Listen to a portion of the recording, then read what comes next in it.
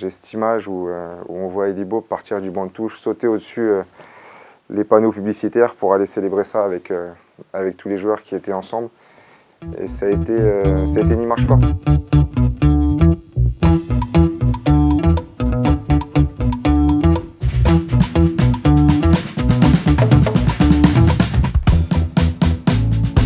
Celui qui m'a fait la plus belle impression techniquement, enfin, avec qui j'ai adoré jouer, c'est Maxwell au PSG.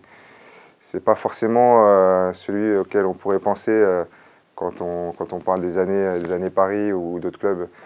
Mais Max, c'était la simplicité, mais l'élégance et son côté technique, j'ai adoré. Le pire, on peut penser, je peux penser à Ibra parce qu'il était dur, exigeant. Dur parce qu'il gueulait beaucoup. C'est quelqu'un qui supporte pas de ne pas gagner. Donc quand il perd et qu'on est dans son équipe, il est insupportable. Et quand il gagne et qu'on n'est pas dans son équipe, il est insupportable aussi parce qu'il a besoin de chambrer, de montrer qu'il a gagné. Enfin voilà, c'est Ibra dans toute sa splendeur, mais c'est aussi ce qui fait son charme. C'est plus son rapport aux médias, où souvent il annonçait avant qu'il allait sortir une connerie. Et c'était marrant parce que les médias étaient assez friands de ça, ils avaient l'impression qu'il lâchait une bombe alors que lui il savait très bien ce qu'il allait sortir et à quel moment il sortait. Et souvent on était plus ou moins au courant avant. Donc, La pire, celle qui me revient tout de suite en tête, c'est un match à Auxerre où je sors de ma surface pour dégager, je me rate complètement. Et de mémoire, c'est peut-être Yelen, l'attaquant d'Auxerre, qui récupère le ballon à 35 mètres et qui la met facilement dans le but. J'ai en tête un arrêt de Greg Coupé à 3, il me semble, où je crois qu'il est en train de placer son mur. Et le coup franc est joué assez rapidement et il part sur sa droite. Je ne sais plus s'il a bloqué ou pas d'ailleurs d'une main, mais je me rappelle avoir été impressionné sur ce truc-là. J'espère qu'il est beau, parce que si tu me ressors une image pourrie, ça sera ridicule. Celui qui m'a fait du mal, je dirais Mamad Niang. Il m'a mis quelques buts, il m'a mis quelques coups. Et pourtant, on a été formés ensemble au Havre, donc comme quoi, quand on est sur le terrain, il n'y a pas trop de pitié, mais c'est lui qui me revient tout de suite à l'esprit, peut-être parce que c'est un pote, mais je sais qu'il m'en a mis quelques-uns. Et lorsque j'étais à Rennes, sur la première journée de championnat, ou mon premier match de championnat avec Rennes, ça c'est sûr, mais je me rappelle aussi de chocs que j'ai eu lorsque j'étais à Toulouse. Il m'était rentré dedans sur un tacle, il m'avait quasiment arraché la tête, sans même s'excuser derrière, et ce jour-là j'avais envie de me venger, mais bon, j'ai pas eu l'occasion, tant mieux.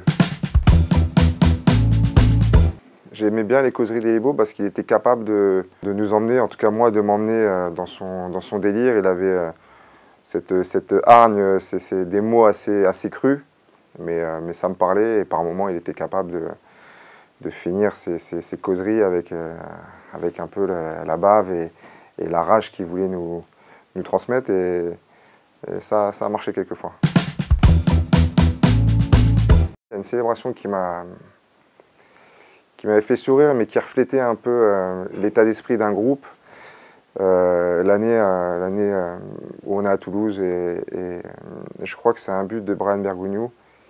Et j'ai cette image où on voit Elie Bob partir du banc de touche, sauter au-dessus les panneaux publicitaires pour aller célébrer ça avec tous les joueurs qui étaient ensemble. Et ça a été une image forte. Je me rappelle d'un jour au parc, sur un but d'Ibra, où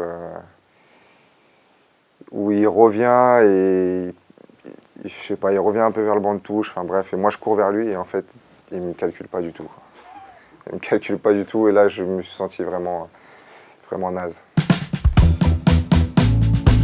J'ai envie de dire dans la globalité, parce que peu importe ce qu'il pouvait mettre comme vêtements, quand Beckham est arrivé, il nous a tous mis d'accord en fait.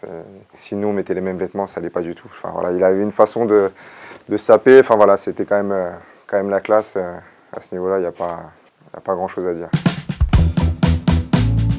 Je vais aller sur Clem Chantôme. Je vais aller sur Clem parce que Clem, en fait, il a un don pour s'habiller tous les jours en survêt du club dans lequel il joue.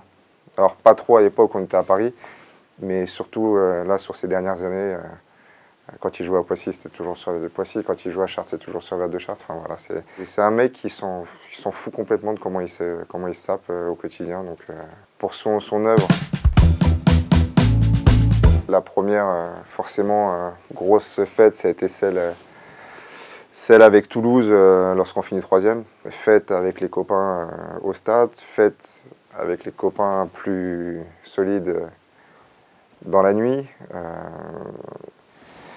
Fête avec les copains assez bourrés sur le marché toulousain. Et en fait, ça a été un cumul parce que au retour des célébrations à la mairie et tout ça, à peine arrivé chez moi, j'ai dû repartir à l'hôpital avec ma femme parce qu'elle était en train de perdre les os. Donc en fait, presque 48 heures sans dormir.